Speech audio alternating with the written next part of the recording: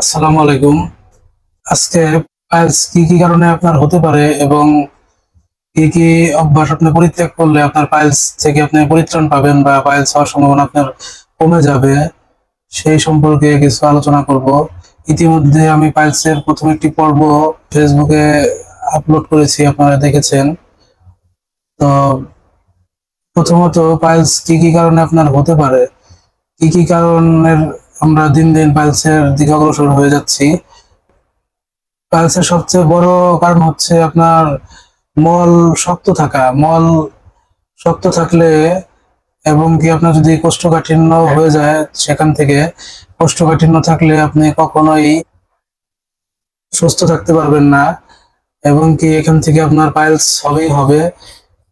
Piles হওয়ার বেশিরভাগই patient রোগীদের দেখলে দেখা যায় অধিকাংশ রোগীদেরই কোষ্ঠকাঠিন্য থেকে পাইলস হয়।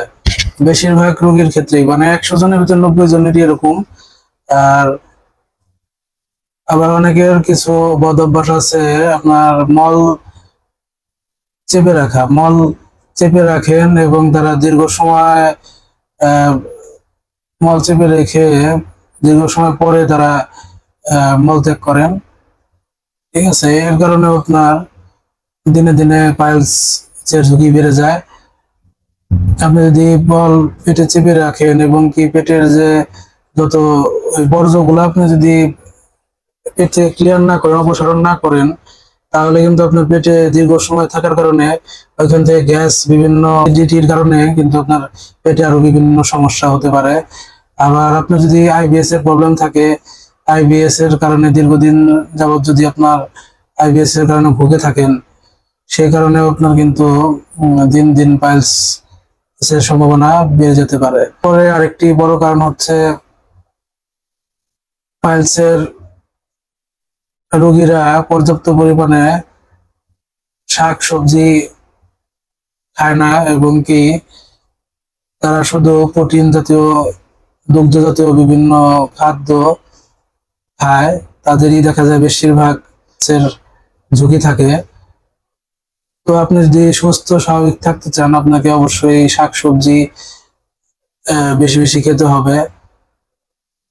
ঠিক আছে, ভেজিটেবল আপনাকে খেতে হবে বেশি বেশি। আপনার প্রোটিন, মিট জাতীয় খাবার দাবার এগুলো আপনাকে যত কম পারেন তত কম খাবেন। অনেক মানুষই এগুলা ফলো করে না। যে আপনারা ফলো, এগুলা যদি দৈনন্দিন জীবনে এগুলো ফলো রাখেন এবং কি এগুলো মেনে চলেন, আশা করি আপনাদের পালসের ঝুঁকি অনেকাংশে কমে যাবে। এবং এরপর আরেকটি কারণ হচ্ছে দীর্ঘদিন পায়খানার রাস্তায় আপনার মল লেগে থাকা। বিভিন্ন কারণে এই সমস্যা অনেকেরই হয়। এরপরে আরেকটি কারণ হচ্ছে আপনার কিছুদিন পর পরই আপনার ডায়রিয়া, ডায়রিয়া থেকে ডায়রিয়া থেকে কোষ্ঠকাঠিন্য, ঘুরে ঘুরে আপনার ডায়রিয়া কোষ্ঠকাঠিন্য এইভাবে হতে থাকে। এই ধরনের মানুষেরও আপনার পাইলস, ফিস্টুলা এগুলো হওয়ার অনেক চান্স থাকে। এর একটু সমস্যা হলেই আপনারা প্যালিয়েটিভ কিছু মেডিসিন ফার্মেসি থেকে কিনে খান। কিনে খাওয়ার পরে দেখা যায় যে সাময়িকভাবে ওগুলো আপনারা সমাধান করেন বা একটা সমাধান উপকার পান, কিন্তু এই ট্রিটমেন্টটা কিন্তু আপনার দীর্ঘস্থায়ী বা দীর্ঘমেয়াদী না। ওটা আপনার দেখা গেছে সাময়িক কারণে আপনারা ফার্মেসি থেকে ওষুধ কিনে খান। তো ওষুধ কিনে খাওয়ার পরে আপনার হয়তো একটু সুস্থ থাকেন কিছুদিন। এভাবে করতে করতে যখন আপনার 2-3 মাস, 6 মাস, 1 বছর, 2 বছর, 5 বছর এভাবে দীর্ঘদিন ধরে আপনারা এইভাবে ট্রিটমেন্ট করতে থাকেন, এতে কিন্তু আপনাদের একটা রোগী আপনারা হয়ে যান। কিন্তু আপনারা কিন্তু এখান থেকে এরকম ভাবে ট্রিটমেন্ট নিয়ে কিন্তু একটা সুফল পান না। এই সুফল যদি আপনারা পেতে চান, তাহলে আপনাদের একটা দীর্ঘ ভাবে সাময়িক কিছুদিনের জন্য 1 দিন 2 দিনের ঔষধ কিনে খেলে আপনাদের এই সমাধান হবে না। সমাধান করতে গেলে আপনাদের অবশ্যই একটু সময় ডাক্তারের সঙ্গে পরামর্শ করে উনি যে কোর্স দেয় ওষুধ রোগের জন্য, সেই কোর্সটা আপনাকে কমপ্লিট করতে হবে। করলে অবশ্যই আশা করি যে আপনারা একটা এখান থেকে একটা পরিত্রাণ পাবেন। দীর্ঘদিন যাবত এইভাবে আপনাদের ওষুধ সেবন করতে হবে না। টানা আপনি যদি একটা ডাক্তারের গাইডলাইনে যদি ঢুকে যান, 1 থেকে 3 মাস, 6 মাস সর্বোচ্চ যদি একজন ডাক্তারের শরণাপন্ন হয়ে ট্রিটমেন্ট গ্রহণ করেন, আশা করি আপনাদের এই সমস্যা অনেকাংশে কমে যাবে এবং কি আপনি এখনকার থেকে অনেক ভালো ফিল করবেন, আপনাদের সমস্যা সমাধান হয়ে যাবে অতি শীঘ্রই। এরপরে সবচেয়ে আরেকটা গুরুত্বপূর্ণ কারণ হচ্ছে বিজনেসের ক্ষেত্রে বিভিন্ন জবে আমাদের দাঁড়িয়ে থেকে ডিউটি করতে হয়, বিভিন্ন লং টাইম একটা ডিউটি, দাঁড়িয়ে থাকা বা বসে থাকা, দীর্ঘক্ষণ দাঁড়িয়ে বা বসে থাকার কারণেও পাইলসের সমস্যা, ফিস্টুলার সমস্যা এগুলা কিন্তু হতে পারে। এরপরে আরেকটি কারণ হচ্ছে অনেকেই আছেন আমরা খুবই আটসাট টাইট পোশাক পরিধান করি, টাইট পোশাক পরিধান করার কারণে কারণে আপনার পাইলস বা ফিস্টুলা হতে পারে।